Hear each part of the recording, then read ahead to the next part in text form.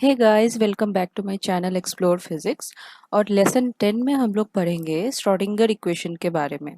इस वीडियो से पहले मैंने वेव फंक्शन के बारे में बताया है, तो अगर आपने वो वीडियो वेव फंक्शन वाला वीडियो नहीं देखा है तो आप प्लीज़ उसे देख लें ताकि आपको अच्छे से समझ में आ जाए। तो चलिए आज का वीडियो स्टार्ट करते हैं। अगर आप जानते हैं वेव फंक्शन के बारे में तो आप ये भी बता सकते हैं कि कोई भी ऑब्जर्वेबल क्वांटिटी को हम कैसे मेजर कर सकते हैं, जैसे कि पोजीशन, मोमेंटम, काइनेटिक एनर्जी को हम कैसे मेजर कर सकते हैं वेव फंक्शन से। तो हमें पता है as we know that the wave function contains all the information about the particle that is possible to have at that instant। एक इंस्टेंट पे अगर हमें कोई वेव फंक्शन दिया गया है तो हमें पता है कि हम उससे कैसे इंफॉर्मेशन ले सकते हैं, हम उससे कैसे ऑब्जर्वेबल क्वांटिटी को मेजर कर सकते हैं। Now I want to know how the wave function changes as the time passes. After time t जो है वेव फंक्शन अगर हमें दिया गया है तो आफ्टर टाइम टी हमें वेव फंक्शन का वैल्यू क्या मिलेगा। How can I get wave function at any later time T. तो हम ये जानते हैं कि क्लासिकल मैकेनिक्स में हम वेलोसिटी, मोमेंटम और काइनेटिक एनर्जी को कैसे मेजर कर सकते हैं। तो एक कंडीशन देखते हैं। Imagine A particle of mass m constrained to move along the x-axis subject to some specified force। उस पर कोई फोर्स लगाया गया है जो मास m पार्टिकल है। The program of classical mechanics is to determine the position of the particle at any given time xt। ठीक है, तो हमें क्या निकालना है, हमें पोजीशन निकालना है। Once we know that we can figure out the velocity का हमें पता है कि हम कैसे निकाल सकते हैं। वेलोसिटी होता है dx/dt। हम मोमेंटम निकाल सकते हैं, हम काइनेटिक एनर्जी निकाल सकते हैं। इस तरह हम कोई भी डायनेमिकल वेरिएबल निकाल सकते हैं और any other dynamical variable of interest, कोई भी वेरिएबल जो है जो हम फाइंड करना चाहते हैं उस पार्टिकल का, वो हम निकाल सकते हैं। So and how do we go about determining x t. हम एक्स टी कैसे निकाल सकते हैं, हम जानते हैं बहुत ही फेमस और बहुत ही नोन इक्वेशन है Newton second law, which is the basic of dynamics of classical physics. ये जो है उसका बहुत ही इंपॉर्टेंट फॉर्मूला है f is equal to m a. तो एक्स टी जो है हम इस फॉर्मूला से निकाल सकते हैं। The state of a particle at any instant is described in classical physics by giving its position and velocity।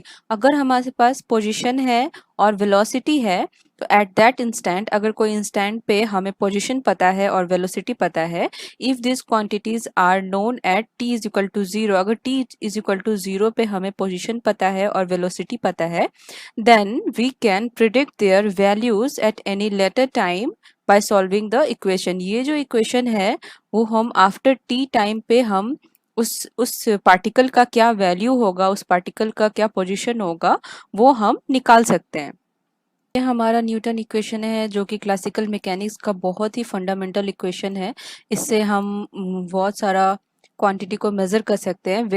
Where f x is the force on the particle m when it is at the position x and the time is t। This is Newtonian equation. ये जो है हमारा वो Newtonian equation है। हम लोगों ने देख लिया कि क्लासिकल मैकेनिक्स पे कैसे हम लोग डील करते हैं, कैसे इक्वेशंस को हम लोग सॉल्व करते हैं। तो चलिए अब देखते हैं क्वांटम मैकेनिक्स में क्या होता है। Quantum mechanics approaches this same problem quite differently. यही सेम प्रॉब्लम को हम लोग क्वांटम मैकेनिक्स लेवल पे कैसे सॉल्व करते हैं वो देखते हैं। In this case what we are looking for is the wave function. वहाँ पे हमें चाहिए था पोजिशन और वेलोसिटी, यहाँ पे हमें चाहिए कि हमारे पास सिर्फ और सिर्फ वेव फंक्शन होना चाहिए। तब हम बता सकते हैं कि उस पार्टिकल का आफ्टर टाइम टी क्या स्टेट होगा। The basic equation governing the dynamics of a particle is called Schrodinger equation and is written as i h cut का वैल्यू हमें पता है h/2 doe psi by doe t is equal to minus h cut square by 2m doe two psi by doe t square plus v psi. ये जो है हमारा potential energy है और हम लोग डिराक नोटेशन में कैसे लिख सकते हैं, h ket psi is equal to i h cut doe ket psi by doe t. Here h is the operator corresponding to the total energy. h जो है वो हमारा टोटल एनर्जी है, जैसे कि ये हमारा काइनेटिक एनर्जी है ठीक है, और ये जो है वो हमारा पोटेंशियल एनर्जी है। तो दोनों को प्लस करने के बाद जो हमें टोटल एनर्जी मिलता है तो वही है Hamiltonian. Here h is the operator corresponding to the total energy of the system and is given as a special name Hamiltonian of the system. इसका नाम हम लोग क्या रखते हैं, हैमिल्टोनियन।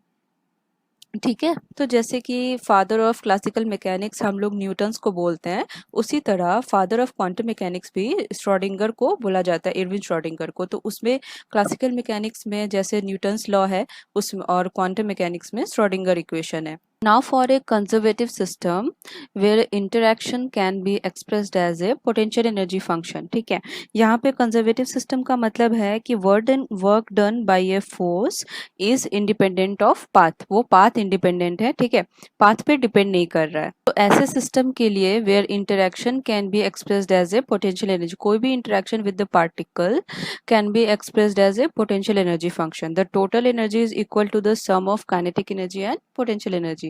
तो हैमिल्टोनियन को हम कैसे लिख सकते हैं, के प्लस वी। के हमें पता है एच कट स्क्वायर होता है, ये जो हमारा है वो एच कट है minus h cut square by 2m और doe square by doe x square plus यहाँ पे साई हो सकता है और v x. The Schrodinger equation is thus written as, ऐसे लिख सकते हैं हम श्रोडिंगर इक्वेशन को, psi as a function of x and t. तो साई के जगह पे हम लोग फंक्शन का एक्स और टी लिख देंगे और सारा वैसे का वैसे ही रहेगा श्रोडिंगर इक्वेशन का।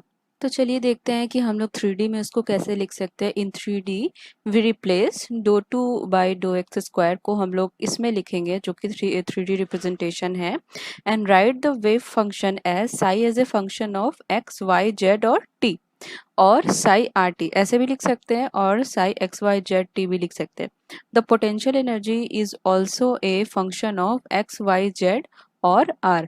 तो हम लोग हैमिल्टोनियन कैसे लिखेंगे, the Hamiltonian becomes h is equal to minus h cut square by 2m। हम लोग जहाँ पे doe two by doe x square लिखते थे वहाँ पे ये क्वांटिटी लिखेंगे plus v as a function of are.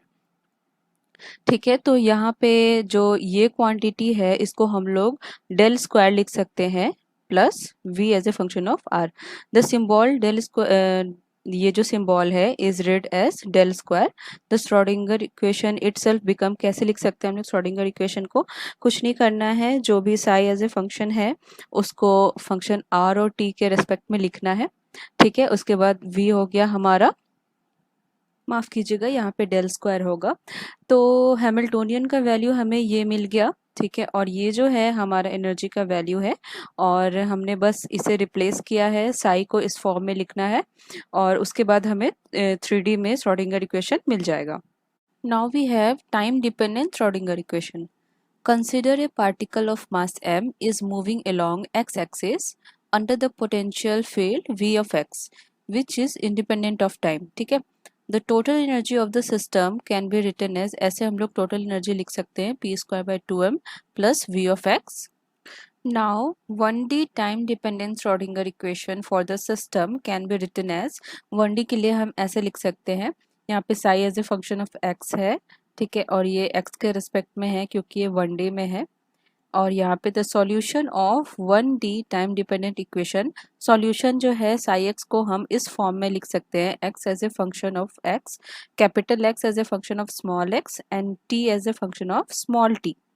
तो यहाँ पे साई का वैल्यू हमने इस इक्वेशन में डाला तो हमें क्या मिला, नाउ पुटिंग दिस वैल्यू, तो minus h cut square by 2m, यहाँ पे t आ जाएगा और x जो है वो डो स्क्वायर में चला जाएगा क्योंकि x पहले है, तो ये यहाँ पे t हो जाएगा plus v x t is equal to t as a function of doe t हो जाएगा।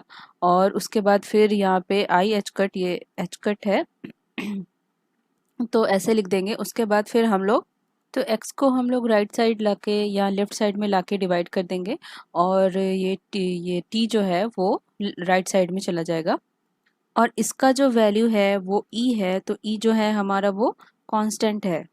तो श्रोडिंगर इक्वेशन का जो राइट हैंड साइड वाला पार्ट था उसमें टी क्वांटिटी था, तो वो ऐसे हम लोग लिखेंगे, तो ये हो जाएगा minus i h cut 1/t do t by ये small t is equal to ई।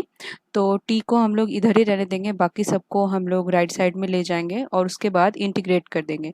ठीक है, इसको इंटीग्रेट करने के बाद हमें ये क्वांटिटी मिल जाएगा हम जो निकालना चाह रहे थे। Now t as a function of t को हम लोग कैसे लिख सकते हैं, c e to the power minus i e t divided by h cut. ये जो हमारा है वो टाइम का इक्वेशन आ गया। Therefore time dependent part of the solution of 1D Schrodinger equation is independent of Vx। ये जो इक्वेशन हमें आया है वो Vx से इंडिपेंडेंट है क्योंकि यहाँ पे Vx का कोई क्वांटिटी नहीं है। So the solution of 1D time dependent equation can be written as psi as a function of xt, जैसे हम लोग वहाँ पे सॉल्यूशन लिखे थे यहाँ पे वैसे ही लिखेंगे xt, और t as a function of small t is equal to ऐसे लिखेंगे, x का वैल्यू x रख देंगे और t जो हमारा निकल गया t का वैल्यू हम लोग यहाँ रख दिए। तो ये हमारा सॉल्यूशन है 1D टाइम डिपेंडेंट इक्वेशन का। तो now if psi1 as a function of xt, psi2, psi3, psi are the solutions of 1D Schrodinger equation corresponding to the energies E1, E2, E3, En, then the general solution is, अगर ये हमारा solution है time dependent Schrodinger equation का, तो उसकी corresponding जो energies का हम इक्वेशन जनरल सॉल्यूशन कैसे लिख सकते हैं, psi as a function of x t लिखेंगे is equal to psi1 plus psi2 plus psi3, ठीक है, is equal to dot dot dot is equal to c1 x1, यहाँ पे जो है, ठीक है, c1 लिखेंगे फिर x1 लिखेंगे e to the power minus i e one t by h cut हो जाएगा। वैसे ही करते करते डॉट डॉट डॉट यहाँ पे समेशन के बाद हमें मिल जाएगा C x n e to the power minus i E n t divided by h cut. तो ये हमारा जनरल सॉल्यूशन है 1D time dependent Schrodinger equation का। तो चलिए देखते हैं टाइम इंडिपेंडेंट श्रोडिंगर इक्वेशन कैसे निकालते हैं। तो जनरल इक्वेशन में जो हमारा लेफ्ट हैंड साइड वाला जो क्वांटिटी था वो हमारा इंडिपेंडेंट पार्ट है, इंडिपेंडेंट ऑफ द टाइम। तो यहाँ पे टाइम इंडिपेंडेंट पार्ट को हम लोग कैसे लिखेंगे, minus h cut square by 2m 1 by x doe two x by doe t square plus v, ये पोटेंशियल है, is equal to e. E जो है वो दोनों को इक्वल, उसके बाद हमने x को कॉमन ले लिया, कॉमन लेने के बाद हमने e से मल्टीप्लाई कर दिया तो हमें ये मिल गया। तो आगे सिंप्लीफाई करने के बाद हमें ये क्वांटिटी मिल गया और ये जो है वो टाइम इंडिपेंडेंट श्रोडिंगर इक्वेशन है। Therefore time independent part of the solution of the 1D Schrodinger equation depends on the nature of potential. ये जो हमारा पोटेंशियल है उसके नेचर पे डिपेंड करता है हमारा टाइम इंडिपेंडेंट श्रोडिंगर इक्वेशन। तो गाइज ये था हमारा श्रोडिंगर इक्वेशन जो कि बहुत ही फंडामेंटल इक्वेशन है क्वांटम मैकेनिक्स में।